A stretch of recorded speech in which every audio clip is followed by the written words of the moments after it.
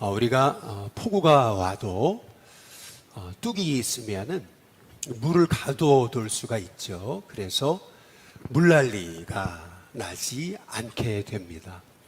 소위 뚝이라고 하는 거, 댐이라고 하는 거는 아무리 비가 많이 와도 사람들을 그 홍수와 물난리에서 지켜내는 마지막 보루와도 같은 거죠. 마찬가지로 한 공동체의 영적 건강을 지키는 마지막 최후 보루가 누굴까라고 했을 때 바로 그 사람은 레위인이다라고 그렇게 볼 수 있는 겁니다. 오늘 말씀에 이 레위인이다라고 하는 이 레위인은 이 시대의 목회자를 말할 수도 있겠고요. 또 영적 지도자들을 이제 볼 수가 있는 것이겠죠. 그런데 오늘 여기 사사시대의 이 레위인의 모습을 보면 당시 사사기의 영적 상황이 어떤 상황이었나라고 하는 것을 우리가 보게 됩니다. 19장 1절에 보시면 이스라엘의 왕이 없을 그때 에브라임 산지구석에 거류하는 어떤 레위 사람이 이렇게 말하거든요. 분명 레위인입니다. 그런데 그 레위인이 유다 베들레헴에서 첩을 맞이했다라고 이렇게 말씀하고 있습니다. 여기서 첩이라고 하는 것은 소위 이슬람의 둘째 부인, 셋째 부인하고는 조금 다른 개념입니다. 옛날 우리나라의 후궁 같은 이제 그런 개념과도 좀 다릅니다. 그래도 이슬람은 둘째, 셋째 부인의 경우라 할지라도 그들이 살 수 있는 권리, 지참금 그런 것을 주게 돼 있습니다. 후궁도 마찬가지죠. 그들 나름의 권리가 있습니다. 그러나 여기 레위인에게 첩이 있었다라고 할 때 이 첩은요 조금 다릅니다. 언제든 마음이 안 맞으면 버릴 수 있는 대상이 되는 거죠. 그런 의미에서 레위인에게 첩이 있었다라고 하는 그러한 얘기는 당시 이스라엘의 사사시대에 영적인 상황, 이 도덕성이라는 것이 얼마나 무너져 있었는가라고 하는 것을 우리에게 암시해 주는 말씀인 거죠. 더구나 오늘 2절에 한번 보시면은 그 첩이 그랬거든요.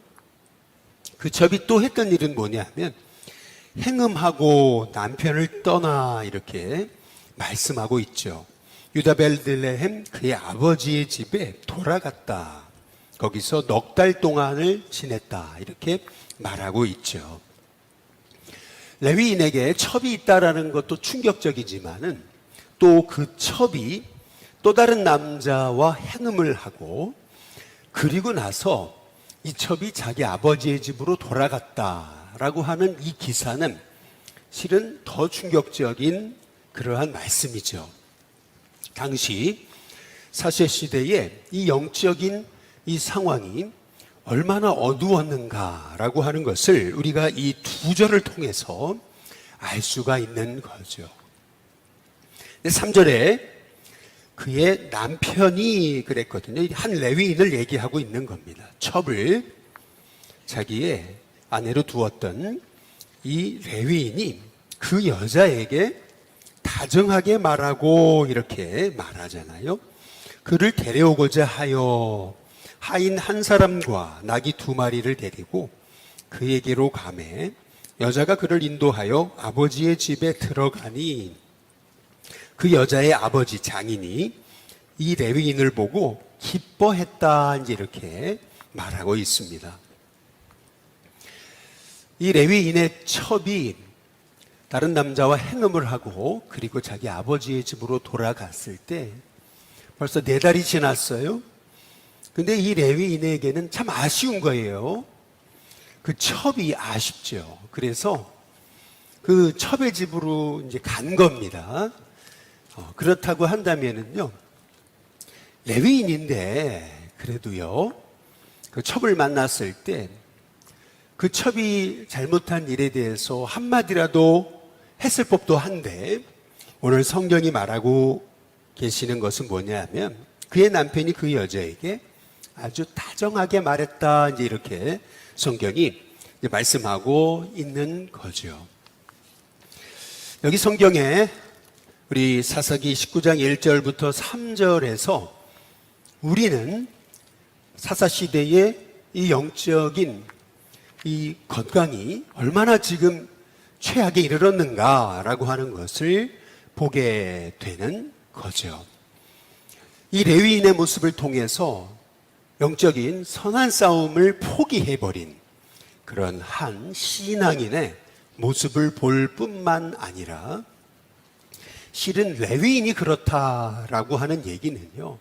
그래도 레위인은 한 공동체의 영적 건강을 나타내는 마지막 그래도 지표인데 그런데 그 레위인이 이렇게 산다라고 하는 얘기는 당시의 시대 전체가 이스라엘 백성 전체의 삶이 그랬더라.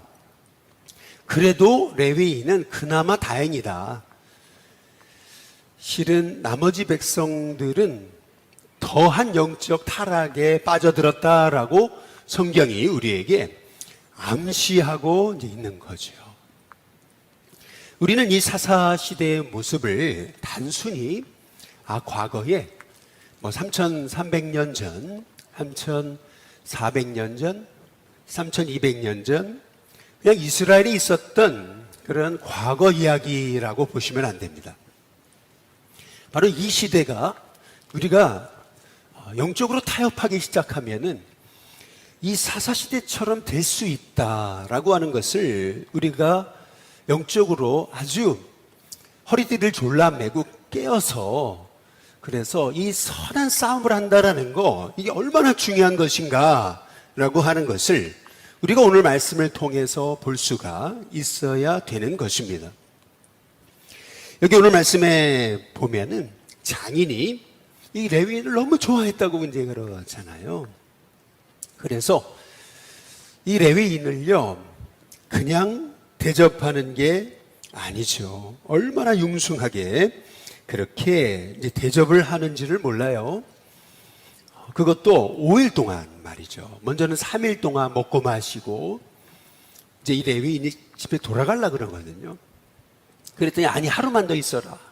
또 돌아가려고 그러거든요. 아니 하루만 더 있어라. 이제 이래가지고 5일을 있게 이제 된 거죠. 아니 이 장인이 왜 이렇게 레위인을 좋아했을까? 그 이유가 있겠죠. 추측을 좀 해보게 되면은 이 장인의 입장에서 볼 때 자기 딸이 어떤 사람인지를 아는 거예요. 그런데 이 딸을 이 레위인이 그래도 첩으로 맞이해 줬으니까 그래도 그게 너무 고마웠지 않았을래나라고 우리가 생각해 볼 수 있는 거죠. 그래서 어떻게든지 간에 그 사위의 마음을 달래보려고 이 장인이 얼마나 애쓰고 있는가라고 하는 것을 보게 된다면은 우리는 이 레위인의 이 첩이 어떤 사람인가라고 하는 것도 우리가 짐작해 볼 수가 있는 거죠. 너무 자유분방한 겁니다. 컨트롤이 안 되는 그런 사람이었을 것이다라고 하는 것을 우리가 볼 수가 있는 거죠. 5일째 이제 되는 날 조금만 더 나와 함께 머물면서 몸을 회복해라. 이제 그러고 또다시 눌러앉은 듯 싶더니 여기 레위인이요. 해가 질 때가 가까웠을 때 5일째 날 이제 드디어 이제 떠나거든요. 여기 8절에 이제 보시면은 다섯째 날 아침에 일찍이 일어나 떠나고자 하며 이렇게 그러니까 다섯째 날 아침에 일찍 일어나 가지고 이 레위인이 집으로 돌아가려고 그랬었던 거예요. 그런데 조금만 더 머물면서 나와 함께 조금만 더 있자 이제 이렇게 해서 8절에 그때 부분에 보니까 두 사람이 함께 먹고 이제 그러거든요. 그래가지고 또 그날 5일째 되는 날 해가 저물기 전까지 먹고 마시다가 이 레위인이요 안 되겠다 싶어가지고 그래서 10절에 보시면은 그 사람이 다시 밤을 지내고자 하지 아니하여 라고 얘기하잖아요. 그래서 일어나서 떠나 이렇게 얘기하고 있어요. 5일째 되는 날에는 드디어 이 레위인이요, 여기서는 자면 안 된다. 이제 그래가지고 레위인이 드디어 이제 그 장인의 끊임없는 만류를 뿌리치고 드디어 길을 떠나거든요. 자기 집으로 이제 돌아가려고 하는 것을 볼 수가 있는 거거든요. 여러분, 우리가 한번 여기서 왜 그러면은 레위인은 5일째 되는 날 떠났을까? 우리가 여기서 5일째 되는 날이라고 하는 것을 우리가 좀 주목해 볼 필요가 이제 있는 것입니다. 왜 5일째 되는 날일까라고 했을 때요, 18절에 한번 보시면은, 오늘 함께 읽은 말씀은 아니죠. 18절에 보면은 거기에 이 레위인이요, 어디를 가려고 그러는가 하면 이제 여호와의 집으로 가는 중인데 이렇게 얘기하잖아요. 그러니까 레위인이 지금 왜 이렇게 5일째 되는 날에는 더 있지 않고 빨리 이제 어쨌든 가야 된다 해가지고 재촉해서 가고 있는가? 그 이유는 여호와의 집에 가려고 하는 거다라고 하는 것을 우리가 볼 수가 있는 거죠. 그래서 여기서 우리는 이제 힌트 하나를 딱 찾았잖아. 여호와의 집이다. 왜 레위인이 5일째 되는 날에는 거기서 더 유숙하지 않고 왜 떠났나? 해지기 전에 떠났나? 여러분, 이유가 있는 거잖아요. 왜냐하면은요, 이제 안식일이 다가오는 거예요. 그럼 안식일 날 이 레위인은 가서 뭘 해야 됩니까? 예배 인도를 해야죠. 아니, 레위인이 예배 인도를 해야 되잖아요. 그러니까 닷새 되는 날에는 해지기 전에는 가야 된다. 빨리 재촉해가지고 가가지고 어쨌든 가서 이제 6일째 해지고 나면은, 그러면은 다음날 이제 안식일 날에 예배 인도를 해야 되니까 지금 레위인은요, 어쨌든 간에 재촉해서 이제 발길을 움직였던 것을 우리가 보게 되는 거죠. 여기서 우리가 이 레위인의 모습을 우리가 적나라하게 보게 되는 거예요. 주중에는요, 그냥 자기 마음대로 살아요. 자기 정욕대로, 하나님 없이. 그냥 주중에는요, 자기 오른 대로, 그냥 자기 즐거움대로 살아요. 그러다가요, 주일이 되면은요, 성경을 팔짱에 딱 끼고 할렐루야 하고 나타나는 거예요. 그리고요, 옷도 참 멋진 가운을 쫙 입고요.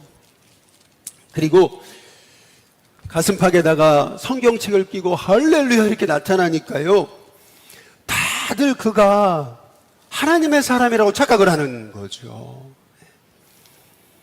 실은 그의 주중은요, 철저히 정욕대로 첩과 함께 지내고 술을 먹고 마시면서 하나님 없이 철저하게 자기 정욕대로 살았어요.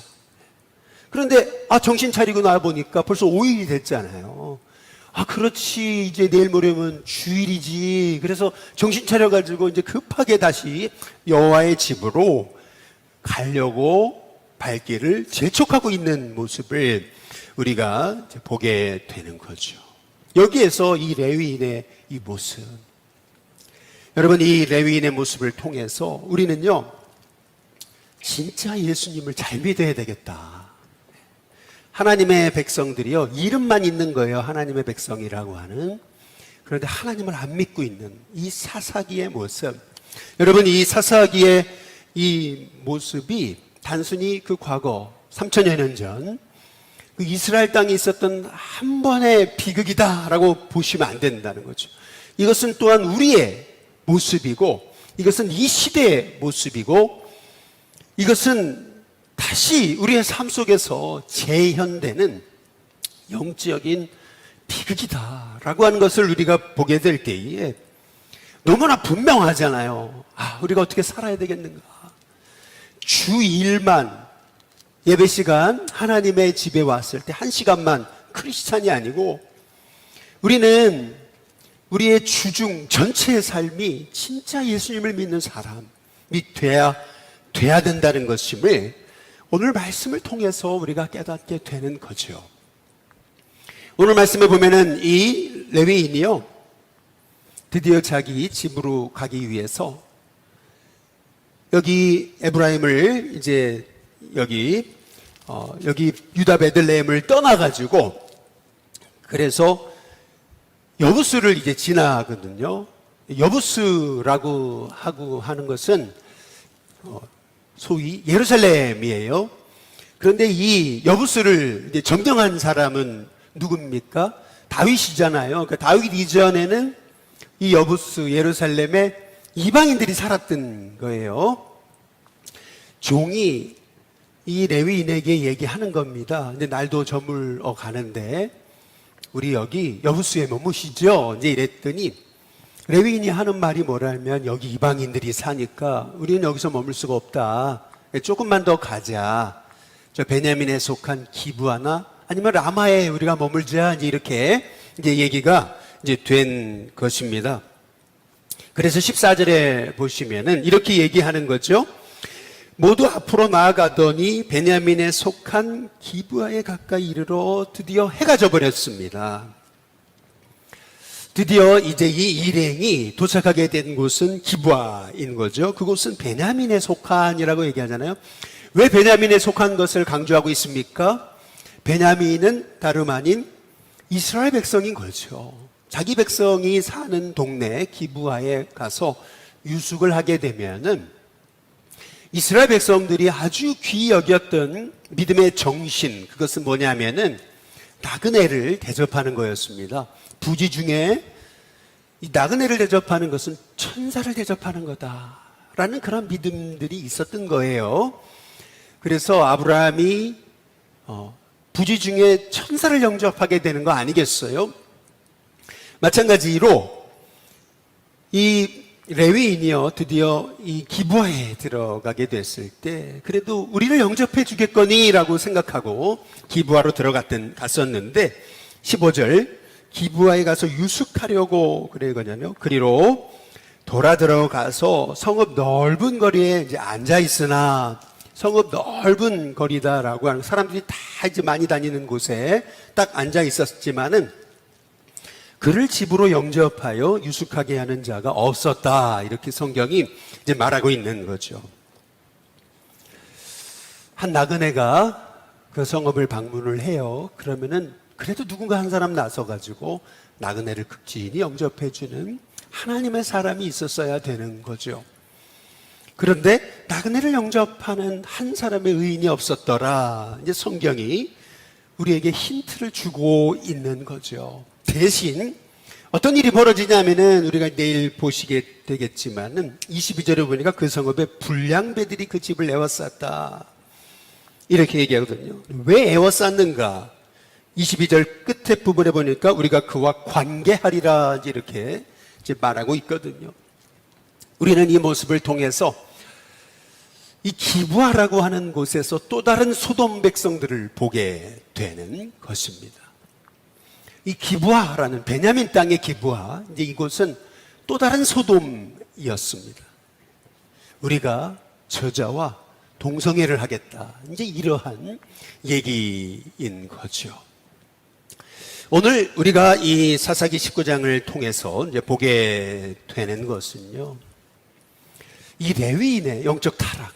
그래도 레위인은 마지막 그 사회를 지켜가는 마지막 영적 보루인 거예요.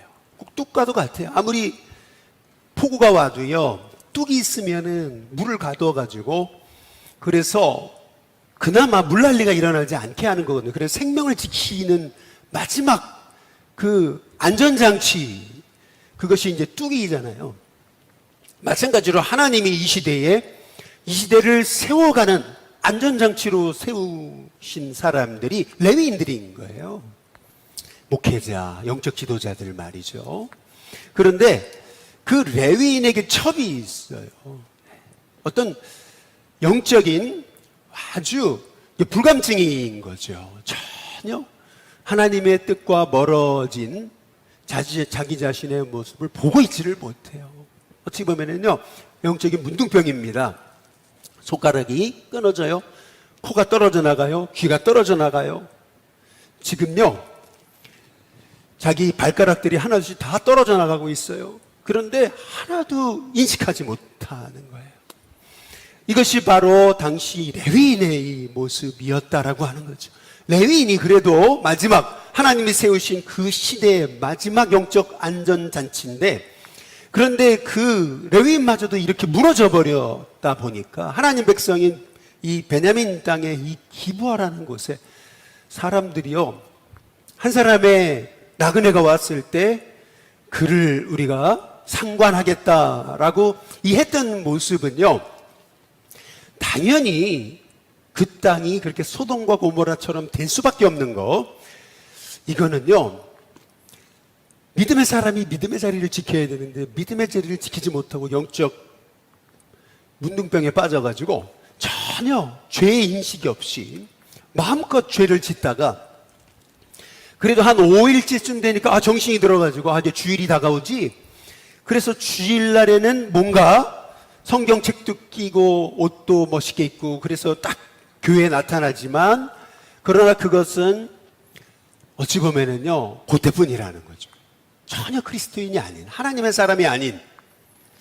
여러분, 이것이 지금 우리가 봐야 될 이 사사시대의 영적 비극이라고 하는, 성경이 이것을 우리에게 왜 알려주고 있는가? 이것은 단순히 과거 이야기가 아니라는 거예요. 지금 우리가 우리 자신을 볼 수 있어야 된다라고 하는 거죠. 우리는 지금 이게 이방 땅, 저기 여부스에서 일어나는 일이 아니라는 사실을 우리가 주목해 봐야 돼요. 왜 지금 유다 베들레헴을 떠난 이 레위인과 종과 이 첩이요, 지금 여부스를 갈 수 있었는데 여부스를 안 가고 조금 더 가자 그래가지고 기브아로 간 얘기를 성경이 알려주고 있는가? 근데 여부스는 하나님의 백성의 땅이 아니고 저 베냐민의 기브아는 하나님 백성의 땅이라는 거예요. 여러분, 이 성경이 얘기하고 있는 게 뭡니까? 지금 이 엄청난 영적 비극이 벌어지는 땅은 여부스가 아니에요. 이방 백성이 사는 땅이 아니에요. 하나님 백성이 사는 땅이다. 우리는 이 모습을 통해서 왜 사사시대에 그런 영적인 비극이 일어났는가, 우리가 그것을 봐야 된다라고 하는 사실이죠. 마지막, 그래도 영적 자존심, 그래도 레위인은 끝까지 세상과는 다른 믿음의 삶을 끝까지 지켜내야 되는 것이거든요. 그런데 레위인마저도 다 무너져 버렸어요. 뚝이 무너졌습니다.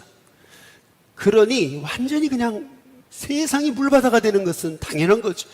사람들이 날 살려달라고 날 살려달라고 허우적거리지만은, 그러나 살릴 사람이 없잖아요. 다 죽어가는데요. 그렇잖아요. 살릴 사람이 없는 거죠. 왜 그렇게 됐습니까?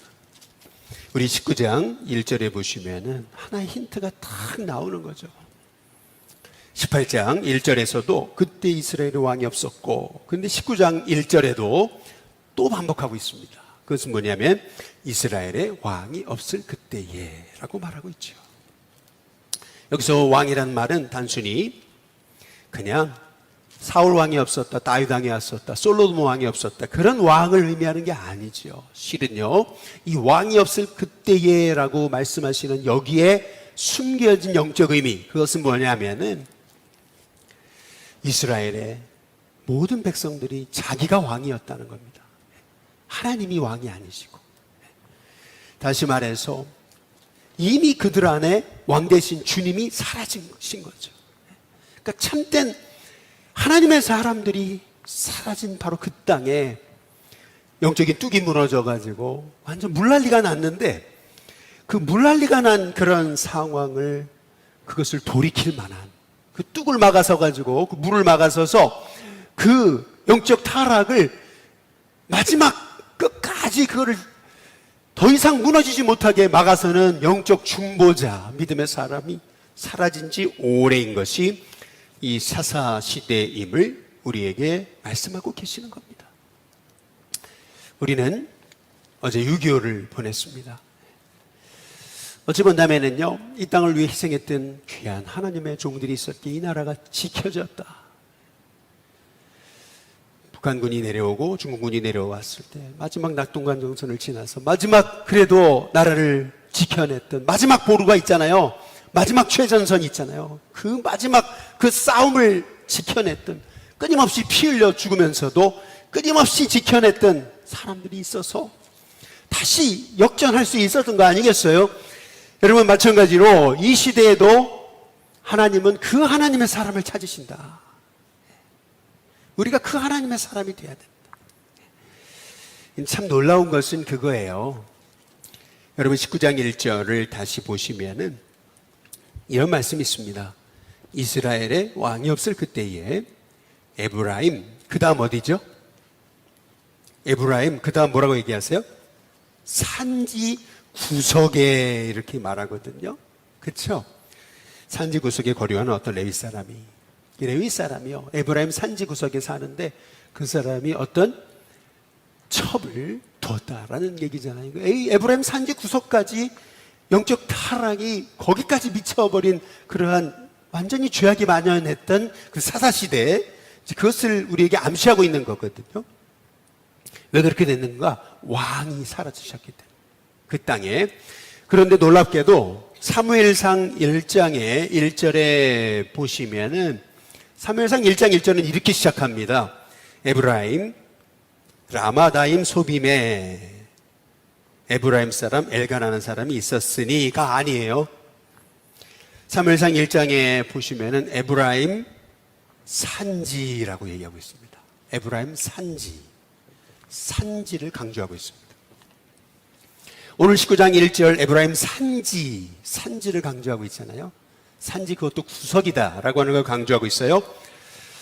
우리가 이 말씀을 통해서 우리는 깨닫게 되는 것이 있습니다. 그것은 뭐냐면요, 한나의 가정에 고난이 왔잖아요. 왜 고난이 왔냐라는 겁니다. 고난을 통해서 하나님은 한나에게 엎드리게 하시잖아요. 기도하게 하시는 거예요. 아니, 왜 하나님 나에게만 이런 어려움이 있습니까? 아니죠. 하나님의 사람에게 어려움이 있다면 그 어려움에는요, 숨겨진 하나님의 계획이 있는 거죠. 왜 한나라고 하는 여인에게만 자식이 없었습니까? 왜 나는 이렇게 기도하는데 왜 나에게는 고난이 끊이지 않습니까? 여러분, 내가 이렇게 하나님을 진짜 잘 섬기고 진짜 예배자로, 진짜 예수님을 믿는 사람으로 사는데 어려움이 있어요? 이유를 알지 못하는 어려움이 있어요? 여러분, 거기에는 하나님의 계획이 있음을 분명히 믿습니다. 그래서 한나로 하여금 기도를 시키시잖아요. 하나님 앞에 부르짖게 하시잖아요. 하나님만 의지하게 하시잖아요. 오직 하나님만 나에게 전부라고 고백하게 하시잖아요. 그리고 나서 그 한나라고 하는 그 에브라임 산지 라마다임 소빔에 있었던 그 한나라는 가정을 통해서 하나님께서는 다시 영적 회복을 이루어 가시잖아요. 그 사람이 누구예요? 하나님 말씀이 희귀해 말씀이 들리지 않던 그 시기, 그 시기에 하나님의 음성을 들었던 사람, 다시 말해 사무엘을 통해서. 하나님의 음성을 사무엘이 들었다라고 하는 것은 뭘 의미합니까? 그는 그냥 교회 다니는 사람이 아니에요. 그냥 종교인이 아니에요. 그는 정말 예수님 믿는 사람이었어요. 진짜 주님으로 매일 살아갔던 사람, 그분의 음성으로 살았던 사람, 철저하게 하나님 앞에 예배했던 진짜 하나님의 사람이잖아요. 그 하나님의 사람을 통해서 하나님께서는 하나님의 계획을 다시 이루어 가시는 이 역사 말이에요. 우리는 오늘 이 말씀을 통해서요, 여러분, 아무리 시대가 어두워도 하나님은 하나님의 사람을 찾고 계신다. 우리는 진짜 하나님의 사람이 돼야 된다. 주일만, 단순히 주일날 교회에 와서 교회에서만 크리스찬이 아니고 우리는 정말 주중에도, 우리의 삶의 현장에서도, 가정에서도, 직장에서도, 일터에서도 정말 예수님 믿는 사람, 진짜 하나님이 두려운 사람, 진짜 예배자로서 우리가 살아갈 수 있다면은요, 하나님께서 저와 여러분, 그 여러분이 사는 자리가 산지 구석이든 아니면은 자식을 낳지 못해서 정말 이유 없는 고난을 당하는 그런 고난의 한복판이든 간에 하나님은 저와 여러분을 통해서 하나님의 일을 이루어 가시는 하나님이신 줄로 믿습니다. 저와 여러분의 인생 속에서 이렇게 뚝이 무너진 이 현상을 우리가 가슴으로 아파하면서 하나님, 나의 죄입니다, 내가 바로 이 레위인입니다 고백하면서 하나님 이제 정말 예수님으로 살겠습니다.